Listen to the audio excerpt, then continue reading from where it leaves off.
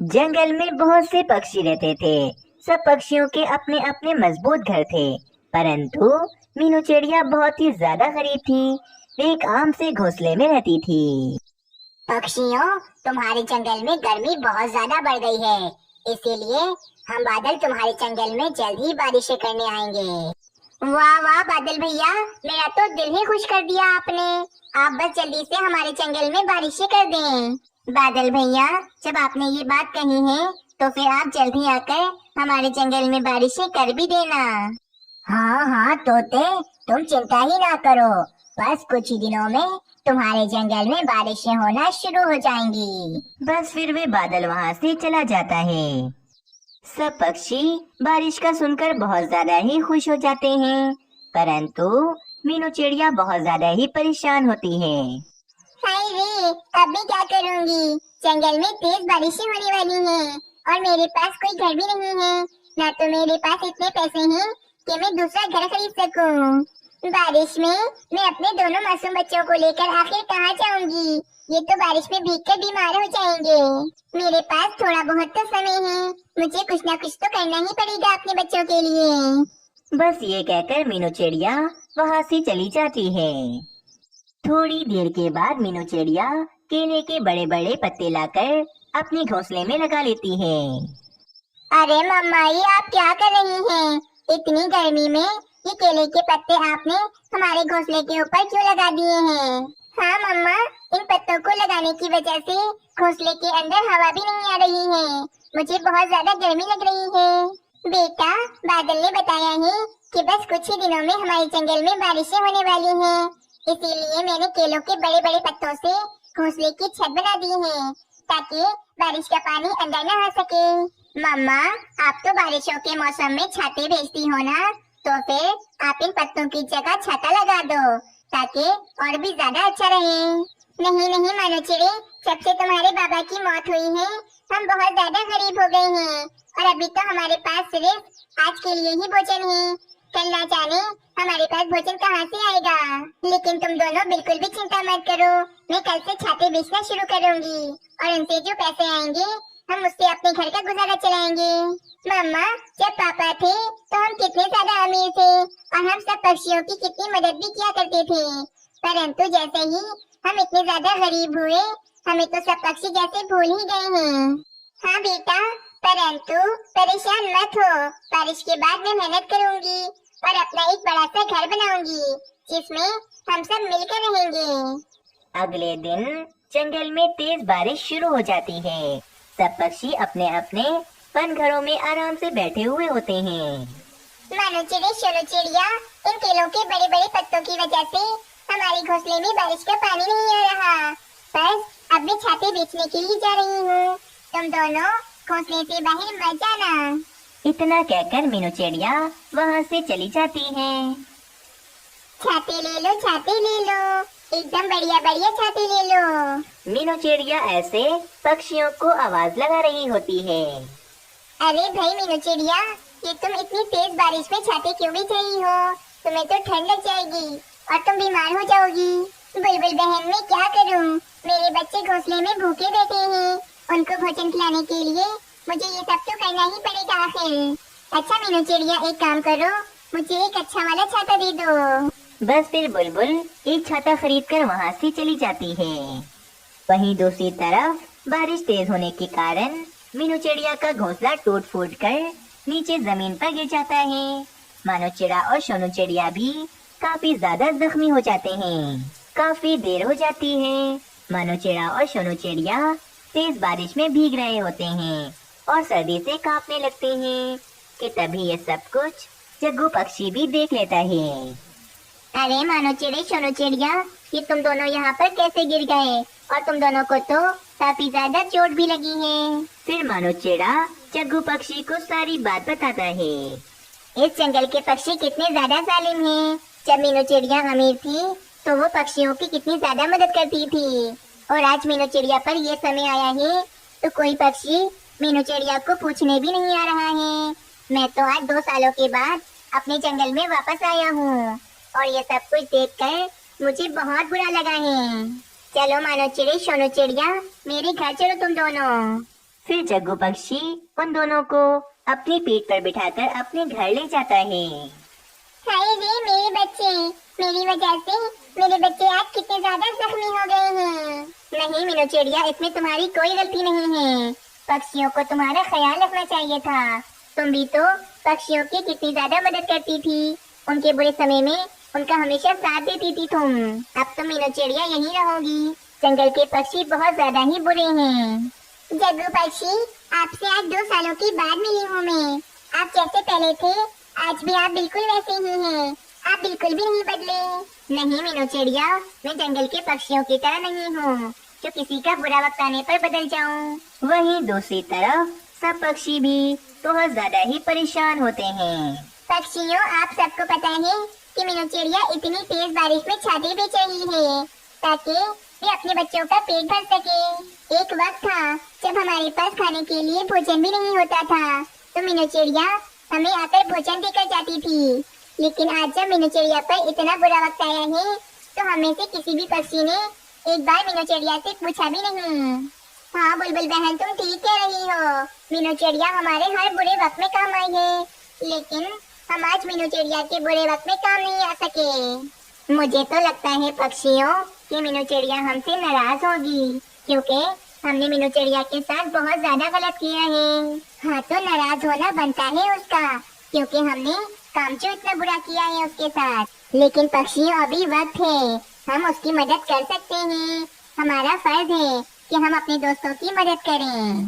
बस ठीक है पक्षियों, हम मीनू चिड़िया के लिए एक मजबूत सा घर खरीद लेंगे और उसे हम तोहफे में दे देंगे। इस तरह हम उससे माफी भी मांग लेंगे और मीनू चिड़िया हमसे खुश हो जाएगी। हाँ ठीक है कालू कौवे, कल सुबह होते ही हम एक बढ़िया सा घर खरीद लेंगे और मीनू चिड़िया को तोहफे में दे देंगे। अगली सुबह हो जाती है। सब पक्षी पैसे मिलाकर मीनू चिड़िया के लिए एक बड़ा सा घर खरीद लेते हैं। चलो चलो पक्षियों, अब मीनू चिड़िया के पास जाते हैं और उससे जाकर माफी मांगते हैं। ये कहकर सब पक्षी जग्गू पक्षी के घर चले जाते हैं। मीनू चिड़िया, तुम हम सब पक्षियों को माफ कर दो। हम सब पक्षी अपने चक्करों में तुम्हारे सारे एहसान भूल गए थे। तुमने तो हम सब पक्षियों के बुरे वक्त में हमारा कितना साथ दिया था। मीनू चिड़िया, चलो हमें तुम्हें कुछ दिखाना है, चलो हमारे साथ। पक्षियों, मुझे बहुत ज्यादा खुशी हुई कि तुम सबको अपनी गलती का एहसास हो गया है, इसीलिए मैंने तुम सब पक्षियों को माफ भी कर दिया है। मीनू चिड़िया, हम सब पक्षी जान गए हैं कि हमें ये देखना चाहिए कि हमारे आस पड़ोस में कोई परेशान तो नहीं है। हमें अपने दोस्तों की मदद करनी चाहिए। बस फिर मीनू चिड़िया सब पक्षियों के साथ चली जाती है। मीनू चिड़िया, ये देखो, ये रहा तुम्हारा नया घर। हम सब पक्षियों ने तुम्हारे लिए ये नया घर खरीदा है। नहीं नहीं पक्षियों, ये घर मैं नहीं ले सकती हूँ आप सबसे। मीनू चिड़िया, ये तुम्हारा ही है। तुमने हमारी इतनी मदद की है कि इसके बदले में हम सब पक्षी इतना तो आखिर कर ही सकते हैं तुम्हारे लिए। पक्षियों, आप सबका बहुत बहुत शुक्रिया। मैं बहुत ज्यादा खुश हूँ कि आप सबने भी मेरे मुश्किल के समय में मेरी मदद की। इस तरह मीनू चिड़िया की सारी परेशानियां दूर हो जाती हैं और मीनू चिड़िया अपने घर में आराम से रहने लगती है। जंगल के पक्षी बहुत ही ज्यादा बहादुर थे। इन्हें किसी भी चीज का कोई भी डर ना था, क्योंकि बाजू चील इन सब पक्षियों की बहुत ही ज्यादा अच्छी दोस्त थी। बाजू चील, मेरी तो यही आशा है कि हमारी दोस्ती ऐसे ही चलती रहे, कभी भी किसी की नजर न लगे। हाँ, तुम ठीक कहती हो चिड़िया। पक्षियों, तुम सबको पता है कि दूसरी चीलें तो मुझ पर बहुत ज्यादा गुस्सा करती हैं कि मैं पक्षियों को खाने के बजाय उनसे दोस्ती करके बैठी हूँ। परंतु सच तो यही है कि तुम सब पक्षी बहुत ही ज्यादा अच्छे हो। अच्छा बाजू चील, ये तुम्हारा नन्हा मुन्ना चील कबूर न सीखेगा और कहीं ये बड़ा होकर हम पक्षियों को नुकसान तो नहीं पहुँचाएगा ना? अरे कैसी बातें कर रहे हो कालू कौवे। मेरा नन्हा चील तो अभी से ही सब पक्षियों के बच्चों से दोस्ती कर बैठा है और इसकी सबसे ज्यादा दोस्ती तो मीनू चिड़िया के बेटे मानो चिड़े से है। बस जंगल में इसी तरह सब पक्षी और बाजू चील एक साथ मिलजुल कर रहते थे। मेरे बेटे, ये देखो, मैंने ये अंडा दिया है और 1 महीने बाद इस अंडे में से तुम्हारा छोटा सा भाई आने वाला है। परंतु मम्मा, फिर तो आप मुझसे भी ज्यादा इसका ख्याल रखेंगी। हाँ बेटा, छोटे बच्चों का ख्याल ज्यादा रखना पड़ता है और वैसे भी अब तो तुम बड़े हो गए हो, तुम अपना ख्याल खुद रख सकते हो। चलो, अब मुझे किसी काम से जाना है, तुम अपने घोंसले में ही रहना, मैं थोड़ी देर में आ जाऊंगी वापस। ये कहकर बाजू चील वहाँ से चली जाती है। बस 1 महीने के बाद इस अंडे में से मेरा छोटा भाई आ जाएगा, फिर तो मम्मा सिर्फ उसी का ख्याल रखेंगी, उसे अपने हाथों से भोजन खिलाएंगी। और कहीं ऐसा ना हो कि मम्मा मेरे छोटे भाई की देखभाल के चक्कर में मुझे ही ना भूल जाएं। इस तरह तो मेरा छोटा भाई मेरी सारी खुशियाँ छीन लेगा। बस इस तरह वे नन्हा चील अपने आने वाले भाई से बहुत ज्यादा ही जलने लगता है। वैसे मेरे पास अभी बहुत ही समय है, मुझे कुछ ऐसा करना होगा जिससे मेरा छोटा भाई कभी अंडे से बाहर न निकले। अगले दिन बाजू चील अपने घोंसले में मीनू चिड़िया, कालू कौवे, तोते और बुलबुल को बुलाती है। पक्षियों, आज मुझे अपने भाई से मिलने दूसरे जंगल जाना है और मैं अपने इस अंडे और नन्हे चील को अकेला छोड़कर नहीं जा सकती हूँ।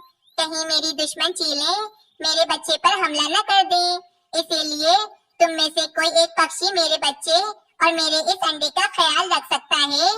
बाजू चील, तुम बिल्कुल भी चिंता मत करो, मैं रुक जाती हूँ तुम्हारे अंडे और तुम्हारे नन्हे चील का ध्यान रखने के लिए।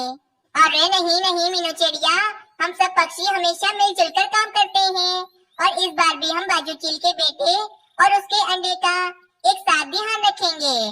ये बात सुनकर बाजू चील आराम से अपने भाई की तरफ दूसरे जंगल चली जाती है। मीनू आंटी, एक बात तो बताएं, जब मेरा छोटा भाई आ जाएगा तब मम्मा किसका ज्यादा ख्याल रखेंगी?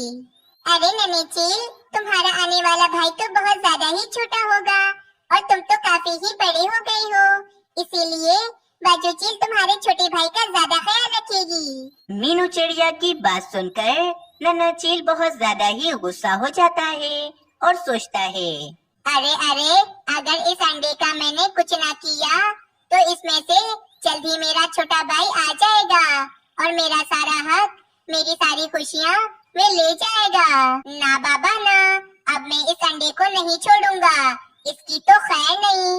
मीनू आंटी, जरा मुझे ये अंडा तो देखने दे, मुझे अपने आने वाले भाई का बहुत ही ज्यादा इंतजार है।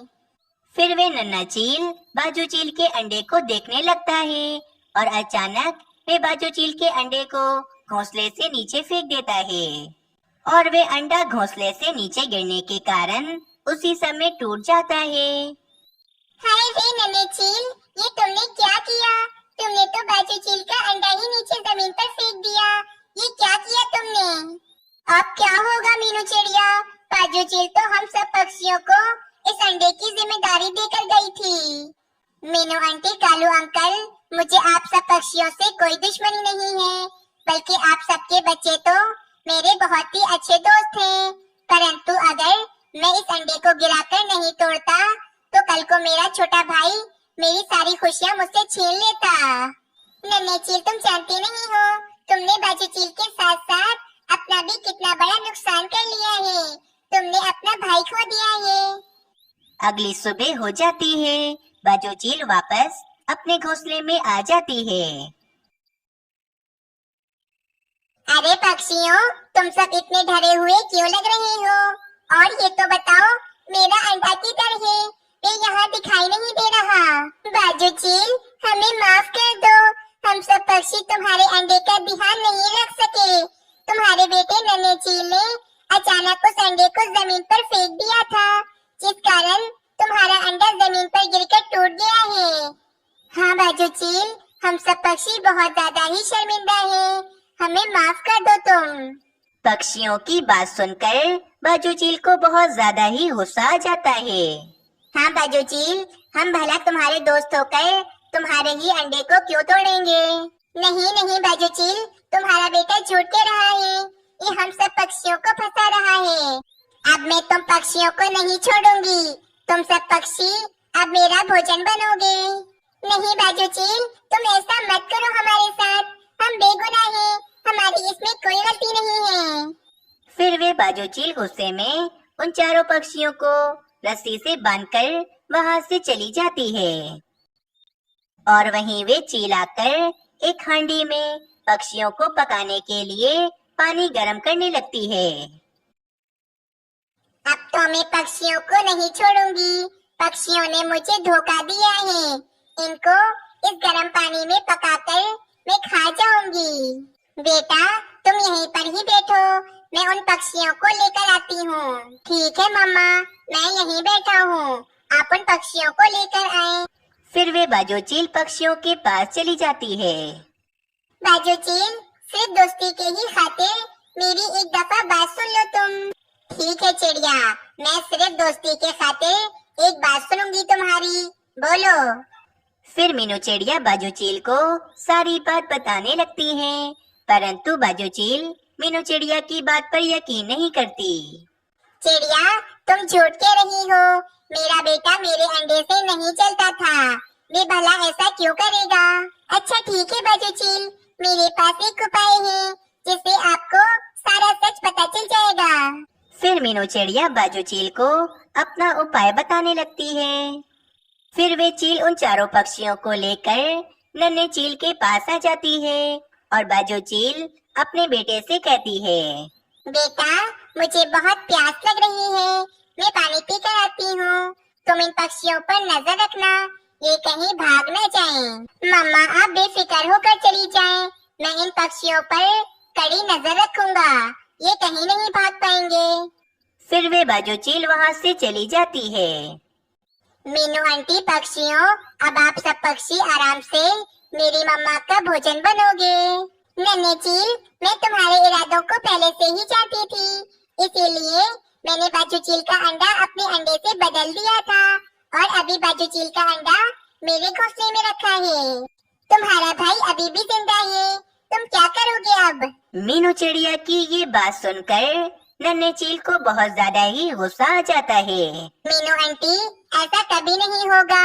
मैं अभी जाकर उस अंडे को भी तोड़ देता हूँ, क्योंकि मैं अपने भाई को इस दुनिया में नहीं आने दूंगा।